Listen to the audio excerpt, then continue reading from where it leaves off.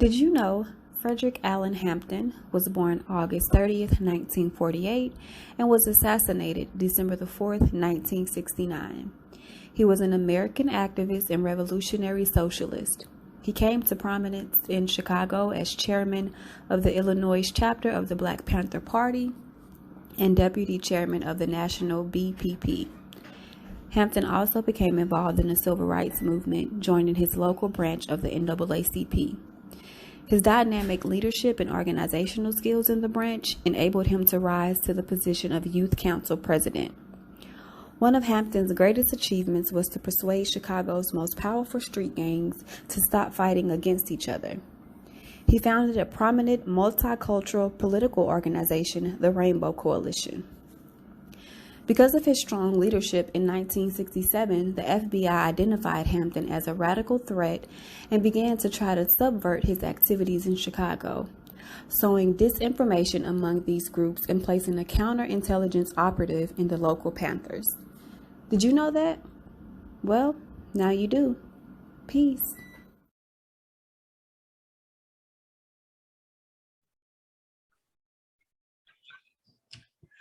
All right, peace everybody. Welcome back to another episode of My Quality is For Real. Here I have real talks with quality people who have real purpose.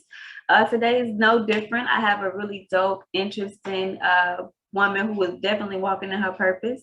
And she has a very interesting title to her book that that resonated with me, called She's All Over the Place. So I am ready to dive into that and get the meaning of that. So I'm gonna let you introduce yourself, Miss Erica McGee. All right. Well, what's going on, beautiful people? It is your girl, Miss Precious. My name is Erica McGee, but I've been called Precious my whole entire life. And let's see here, introductions. I am a 3-time author. I am a serial entrepreneur. I have sold everything but drugs and ass. And we'll leave it at that. Okay. And I'm a hairstylist, 16 plus years. So that's always been my my roots, my meat and my potatoes. It has my hair, the hair industry has paid for every venture I've ever had. So yeah. Okay, so let me get right into it. So I read your bio and it says that you basically started on your journey to be entrepreneur at 21. So let me ask you, is that something that you seen growing up? Like, how was you in the mind frame at 21 to know that I don't want to work for nobody else, I want to work for myself? Like, how did that come about? That is a very good question. As a 21-year-old, the average 21-year-old is definitely not thinking about being an entrepreneur. When I was a little girl, my dad and I used to do all kinds of stuff. We used to sell stuff at the flea market. If I wanted to hang out with him, I had to get up early and be ready and at the car on Saturdays to go to the yard sales. Okay. Or the flea market. So we would get stuff and then we would look at little magazines with different products that we could buy wholesale. We never bought any, but we would always look at them and I would fantasize over being able to do that.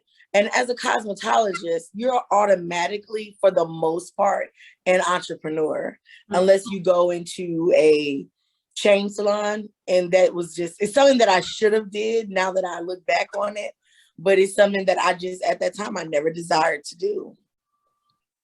That's amazing. That's amazing. I grew up in a household where I come from a small town in Texas. I know you're in Texas now, Arlington, Texas. I'm originally from Fort Worth, Texas. Okay. Yeah, that's where I'm born and raised. And my parents, they, instilled in us, get a good job, with some benefits, maybe go to school, get a trade. So that's the road that I took. And at 21, I know for a fact I wasn't thinking about working for myself. You know what I'm saying? So that really caught my eye. I'm like, wow, that's amazing to be so young. So tell me about She's All Over the Place and how you came up with that name. And I'm sure there's a lot of women, like I said, like myself, who definitely resonate with that, because sometimes I feel like, damn, like I have so much that I want to do, all of these different ideas. I'm over here, and I'm like, now I'm all over the place. How have you been able to still be all over the place, but hold it all together? So it's a very interesting story. Miss Sharon, that's her name. Miss Sharon called me, and Miss Sharon was my barber instructor. So Okay. as you've seen in my bio, I worked with Steve Harvey's old barber. I'm his assistant. So I moved to Texas in 2019 to go to his barber college. So I went to his barber college, completed. I had to take a little bit of time off because I was new here. I didn't know anybody. I was trying to figure out what side of town to live on. And if you know Texas, you know Fort Worth, you know that everything is 25 minutes to an hour and a half away. Yes, you have to have a car. It's very important to have a car. Went to barber school. I did complete after taking a little bit of time off. And Miss Sharon calls me one Saturday morning, and it was a little odd because she doesn't call me. So she called me, and I missed the call because I was at the shampoo bowl. I called back. I said, "Hey, Miss Sharon, I missed your call." She said, "Listen, you getting ready to write a book, and it's gonna be called She's All Over the Place, and you gonna tell the world what that means." And if you know Miss Sharon, to know Miss Sharon is to know that Miss Sharon could be Tyler Perry's cousin, even sister. Okay. Okay. And not necessarily Tyler Perry, but Madea. That's a Miss Sharon. I know a few. So she's tall, black lady, big gray afro, glasses, very aggressive, but in a mother, sister, grandma, auntie type of way. So I listened basically. So I got on Canva. I took these pictures from this photo shoot that I did when I was homeless, living in the laundry room, which is chapter 10. We're gonna talk about that in a second. And I made a book cover that says She's All Over the Place. I didn't do anything with it for a few months. And then one of my clients, I did her hair for her book signing. I said, I gotta get my stuff together. I gotta start writing. What am I doing? And I was like, what am I gonna write about? And I literally contacted, I'm giving you the little bit of a longer version. I contacted my pastor because he had wrote several books, and I asked him, about his publisher. So he hooked me up with her. And when I say she pulled so much out of me, she helped me, so much. She's great. I'll say she's a great author coach, right? That's the title I'm gonna give her, not publisher, great author coach, because she really did help pull the book out of me, which is what I feel like everyone should have. You should have an author coach or a mentor or consultant. Somebody, because we all got a story to tell. Like you just said, you all over the place. Right. So absolutely. We'll skip to the good part. I'm shampooing her hair. The book is done. We're just waiting on edits, right? The book is complete. We got vocabulary. We got 10 chapters. The chapter titles are gonna blow your mind, sis. And literally, I'm shampooing her hair. And I said, Miss Sharon, what you gonna say when people ask you why you called me and told me I was gonna write a book and it was gonna be called She's All Over the Place? Now listen, sis, I'm people, because I want to know. Inquiring minds want to know. She said, well, I was in there working in the school, checking the kids in, because all the kids come get their little $7 haircuts on the weekend at the barber college. Okay. And she said, somebody asked me to take on another project. And I was like, I'm just all over the place. How I'm gonna get this done? She said, you know what? I know who's all over the place, but she still gets stuff done. And that's what made her call me. And as I listen to you say that, we are all over the place. And so is he, because men will do 1,000 things too. You know what I'm saying? But it's about being able to do those things that your heart really desires, but still get them done. You know what I'm saying? You're going to have obstacles, which is what the book is about. But you're going to be able to overcome them, and you're going to still get stuff done. See, you are all over the place, but you got a podcast. You got friends looking out for you. Like, hey, if you see somebody that might be interested, shoot them my way. Right. So you're all over the place, but you're still getting stuff done, sis. Okay. Yes, ma'am. And it's just like you said, like this morning, this is one of those, I'm set Sundays to record because, it seems a little easier for me. But then I go out and do something on Saturday, you know how it is. And then, you wake up on Sunday. And honestly, I just I was like, dang, oh, if she canceled today, I won't be mad. I ain't even gonna be mad if she do. But like you said, we gotta do it. You know what I'm saying? And I was like, okay, let me get up, let me at least get ready, let me be ready, just in case. And so yeah, like you're right, we are all over the place, but we still get it done because it has to be done. Who else gonna do it? If it's not us, then who else gonna do it? Listen, sis, we gonna just keep going to get into this thing. You hear me? Absolutely, absolutely. So I love the acronym COMB. Can you kind of tell us about that? Because that just, if you want to know who Miss Precious is, that is who she is. So kind of tell us where you came up with that and how, that was really clever, if I say so myself. Yes, darling. So I am flipping through. So I should know what page this is on. Let's see. Where is the comb at? Y'all, where the comb? Go find the comb. You know what your mama used to say when you be at home? Go get the bucket. Go get the bucket and go get the comb. You know we had a bead bucket growing up, okay? All right. So I didn't come up with comb by myself. Okay. I was in South Carolina before I had relocated here, and I was working in a salon, and my sweet mate and I, we were going back and forth, and I always say I comb hair. I said, I am a character, okay? And I am optimistic. I'm a motivator, and I'm going to bring out the beautiful me in you, And as people, you're a podcaster. I love coming up with acronyms for things, or I love turning things into acronyms. Like she's all over the place. It's soap. I don't care if the A and the O the opposite way. It's still soap. And we're going to get some soap and water, and we're going to clean out all that negative thinking. Right, from being all over the place. Right. So I know that it's actually in chapter 1. Who am I? When you meet somebody, you got to be able to tell them who you are, what you do, and what's in it for them within the first 30 to 60 seconds. It's called the elevator pitch. Okay, repeat that again for the people like me. They didn't catch that because you said you got to do what? So when you meet someone, okay, right? I don't care who it is, where you are. When you meet somebody, you want to know who they are, what they do, and what's in it for you. Is this going to be a mutually beneficial relationship? Is this going to be a win-win? Is this going to be my homegirl?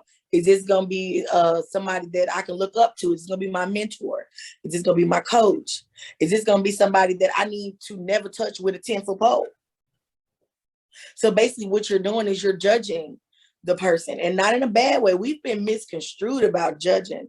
I will never forget when my homeboy said, you better judge them. You better judge them and see if they kind of have the kind of character that you want in your circle or in your presence. It's not a bad thing when it comes to judging people. You have to. You don't have a choice. You just have to do it with a little grace. So yeah, that's where the comb came from. We were in the salon one day, and I always say I comb hair. I'm the hairdresser. I'm country, and that's where it came from. That is amazing. Do you see yourself ever stop doing hair? Like, because right now, currently, even with the books and everything, you're still in the salon. Do you really have like a natural love for that? Girl, oh my God, I love hair so much. I do it for free. Okay. Like literally. Like I love what I do. Now I do see me leaning more towards the consulting. Okay. More towards the coaching, mentoring, traveling, speaking. I'll say traveling again, but put world in front of it, world traveling. Because I have been doing it for a very long time, but I actually was told that I should never forget, with all these businesses I have and everything I have going on, never forget your hairstylist. Never. And I know why, because that's my ministry almost, Yeah.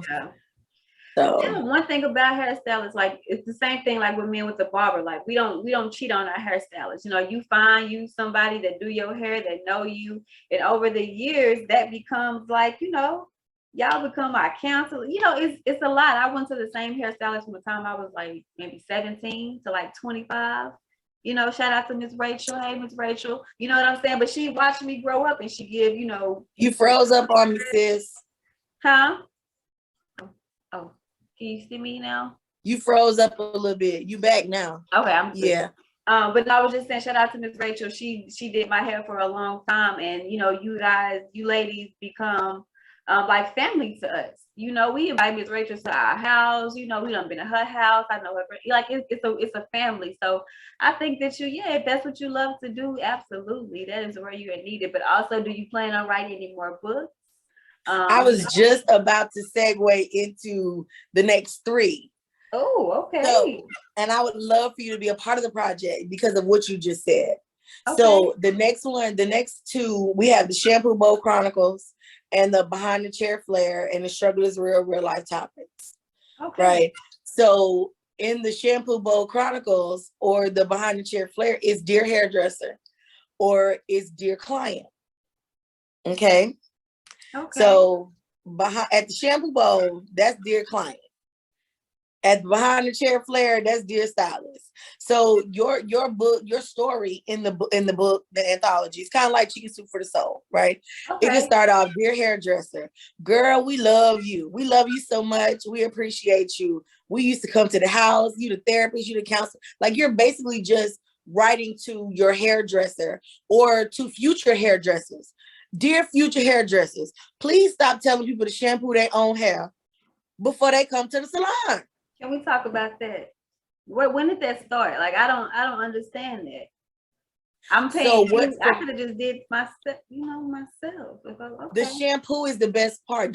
Dear hairdresser, don't forget about the shampoo. Okay. Because that's when you catch up a little bit. So what you been doing? How you doing in school? Okay, that's what's up. Okay, is it too hot? That's real intimate. I'm sitting here thinking I never really looked at that experience like that. Wow. The shampoo is an experience. But see, what's happening is if we as tenured hairstylists don't step up, you know what I'm saying? Which is what I'm doing with the book to help the next generation of hairstylists, especially Black and brown hairstylists, we can't lose that. You know what I'm saying? All this, we want to do a lace front, or you know how to do a lace front, or you know how to do braids. So now you're a stylist. No, you playing in people's hair. My ex used to say, you still playing in people's hair? Yeah, but I'm licensed to do it. I'm licensed to touch you. And I touch you more than your doctor touch you. Your doctor tell you to tell them what's wrong. Right. Girl, listen, don't get me started. But yes, those 3 books are gonna be fiction. Okay. My book is considered nonfiction. But at the same time, these are gonna be fiction, but they're gonna be fiction with a twist. Okay. Because a lot of them are gonna be real life situations that we went to the hairdresser. You know what I'm saying? And it's gonna be so fun and funny. To be a part of that. It's gonna be teary-eyed. It's gonna be, it's gonna be compared to Chicken Soup for the Soul. I'm just gonna put it out there. You know what I'm saying? Chicken soup for that Southern soul. You know what I'm saying? Oh, I like that. And if y'all remember that was like one of the books I read, like growing up, like as a teenager. Like I love the Soup for the Soul books. You just brought me back with that. Yeah, that's amazing. Like I really appreciate. And I love, like I said, the whole purpose of the show, like to actually meet people that are walking in their purpose. And, for people like myself and other people that may be watching, I do have this show, I have other things that I have to do, but I'm still working for somebody else. You know what I'm saying? And so you give me, watching you do what you do, you're continuing, even though you're all over the place, you give somebody like me hope to be like, okay, there is a light at the end of the tunnel. It is possible. I am not alone in being all over the place, and it's okay. You are not. Oh my God. Okay. You giving me life too, sis. Let me read you these chapter titles, okay? Let me read you these chapter titles, sis. So of course, and I'm gonna read everything simply because on Tuesdays, I'm getting ready to help turn as many people into authors as I can. On Tuesdays from 5 to 8. I'm still working on making a decision if I'm gonna do a Zoom with it. The first one is just gonna be live in person. I will go live on Facebook and on Instagram, but not for the whole 3 hours. I'm just gonna have to put together like a Zoom actual class, you know what I mean, for what I'm doing in person. because I want to help. My goal is to help people understand it's easy. See, whether you say it's hard or easy, you're right. Mm. It's easy to write and publish a book. It's so easy, it's free, depending on the route you want to take. Right. So when you're writing a book, you got to have your table of contents. You have to have your foreword. Well, you don't have to, but this is the way I did mine because all books are different. Okay. So I decided to go with a foreword, the acknowledgments, vocabulary, introduction, chapter 1, who am I? Chapter 2, the cow and the rhino at the Waffle House. Chapter 3, the green Jolly Rancher. Chapter 4, the 5 a.m. flashlight. Chapter 5, get off the panic button. Chapter 6, the lady on the billboard. Chapter 7, the day before 31. Chapter 8, do you do leadership training? Chapter 9, can we go to lunch? Chapter 10, the laundry room. And then we have our final thoughts and our conclusion. So of those 10 chapters, and then there's vocabulary. What intrigues you the most? What chapter? The title? I'm going to say the Green Jolly Rancher. I want to know what that is about. That just sounds like that's a really crazy story attached, something attached to that really stood out to me. Yeah, it is. It is definitely. All right. So I'm gonna read a little snippet of it. Okay. I vowed to never eat another Green Jolly Rancher again in my life. So seeing that I'm all over the place, let's take this chapter down memory lane to my childhood. My mother sent my brother to the store, so being his kid sister, I tagged along. We were born in Springfield, Illinois, but had since moved down to South Carolina, or to the south, to the Carolinas.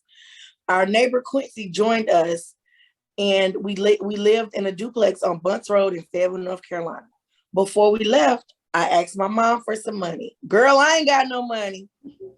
Words we have almost all heard when asked our parents for money. We walked to the store, and once we arrived, I found myself digging in those red bins on the lower shelves where the penny candy was located. I looked to my left and I looked to my right. No one was in sight. So I quickly popped the green Jolly Rancher in my mouth. Back down the street we walked. Precious. Quincy yelled my name. What's that? I was minding my business, enjoying my good free Jolly Rancher. It was only 10 cents. I figured the owner wouldn't miss a dime. What's in your mouth? He said. Oh, I'm going to tell your mama. I quickly spit the green Jolly Rancher out into the long green grass that was on the side of the road that we walked on to get back home. After we got home, Quincy did exactly what he said he was going to do. He told my mama. Linda, my beloved mother, proceeded to get up and walk me, her child, back down the street to pay for said green Jolly Rancher, but not before making me look for that very green Jolly Rancher in the tall green grass on the side of the road where I disposed of my sweet treat. However, the evidence was on my tongue, so I couldn't deny the accusation. Plus, lying was never something I was very good at, so I just tell the truth. After we walked to the store to pay for the Jolly Rancher, my mother made me apologize to the man for taking his merchandise. Even though it was only 10 cents, it was his 10 cents. I vowed to never steal again. We headed back home, but not before my mom made me look for that green Jolly Rancher one more good time in that tall green grass on the side of the road. So, wow, now that's a needless to say, I didn't find a Jolly Rancher, nor did I ever steal again. Thanks, Mom.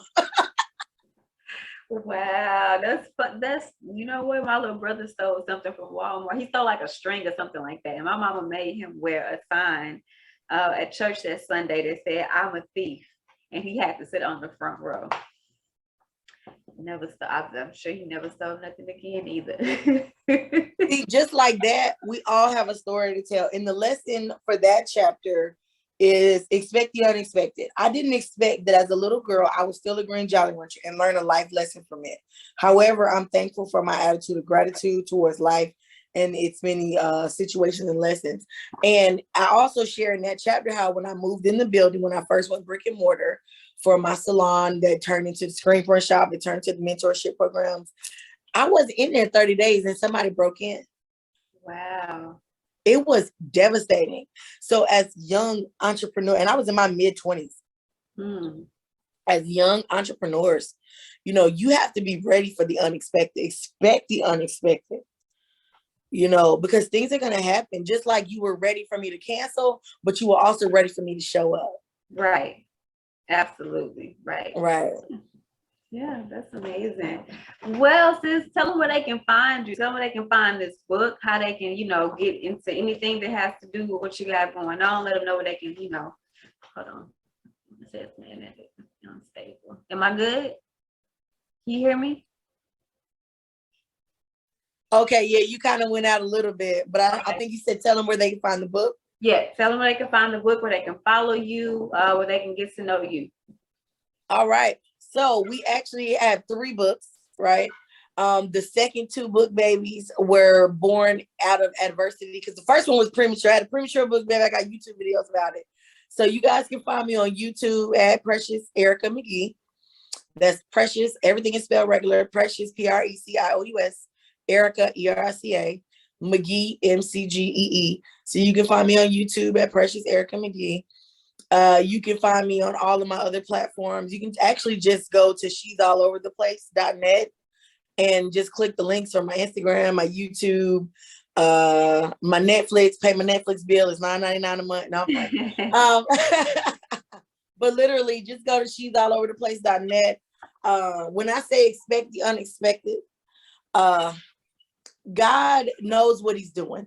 And I was told my whole life, Jeremiah 29:11, for I know the plans I have for you, you know. And then I was told, well, if you don't make plans, then you're going to plan to fail, right?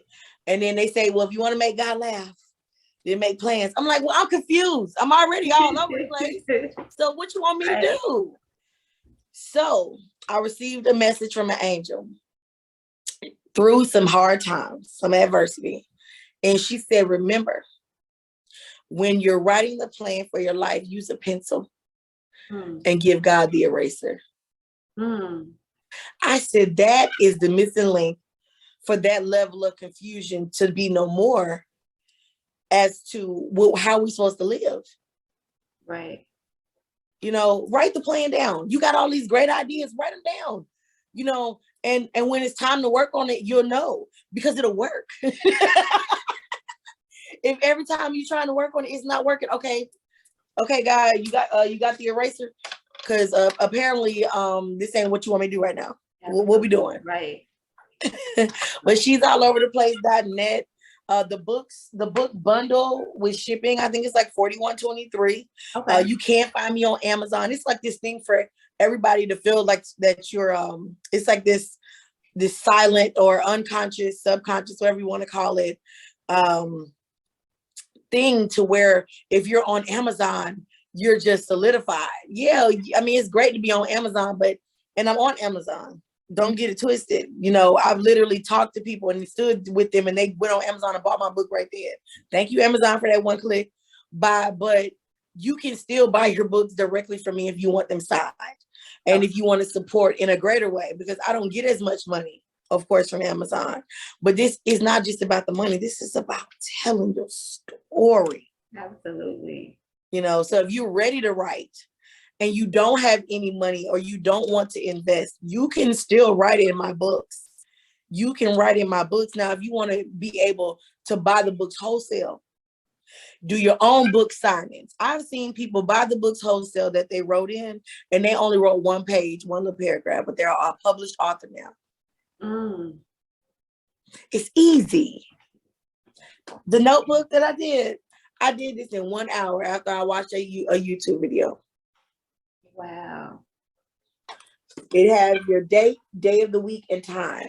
Because in my book, there's a paper that I wrote Wednesday, February 17th at 1 p.m. 2004. Right. And then, of course, you got the activity book. I did this activity book sitting in this very spot 10 hours straight. Oh, girl, you dedicated. Well, what it was is I was fighting anxiety. I Mm. was fighting depression. I was fighting the fact that I was alone physically for the holidays. Mm. So what I did was I rechanneled all that energy, because sitting here in my feelings, mad, sad, and crying wasn't going to do anything.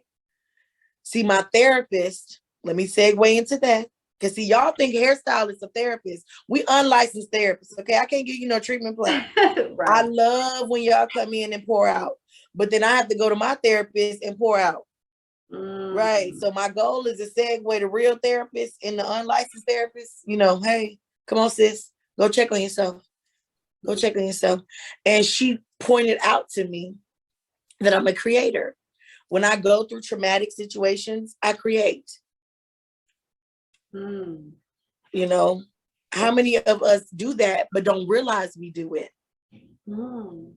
How many of us do that and it's not a bad thing, but you still pushed all that stuff down? It's still there. That trauma that you didn't process and heal from, which those are some vocabulary words in the book, you are going to at some point. I ain't telling nobody what to do, but at some point you're gonna have to check on yourself. You're gonna have to learn how to process and heal, and it's gonna take therapy. And I do know that as a people, we're pulling more and more of us are healing, and more of us are waking up. Mm. And that's a beautiful thing. It's a beautiful You said it. thing. It's a beautiful thing. Well, thank you so much. I look Absolutely. forward to continuing connecting with you. Like I said, I would love to be a part of that project. Whenever you, anything else you do, you have a platform to come talk about it. I would love to, just stay connected. You are doing the work. Thank I you. appreciate you so much. You have no idea. Just this little connection right here. Oh wow. Again, knowing that I'm not alone and being all over the place. It's okay. That's In an the book, amazing title.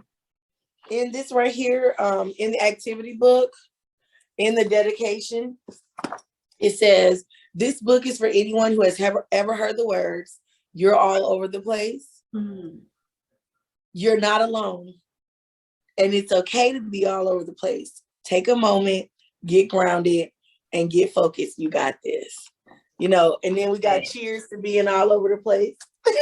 That is what's up. I love that. I love that. So I'm not gonna, like I said, I'm not gonna hold you too long because I can sit here and talk to you all day. But you have a wonderful Sunday. I will definitely be purchasing the book. But the books, you know what I'm saying? I'm gonna definitely support you in whatever you have going on. So yeah, any last words, anything that you want to tell the people that Of course. So Miss Precious motivates me, right? You, Queen, your show. Oh my God, you motivate me. And I'm gonna give you some free motivation. All right. Okay. It says free motivation. You are amazing, great, a genius.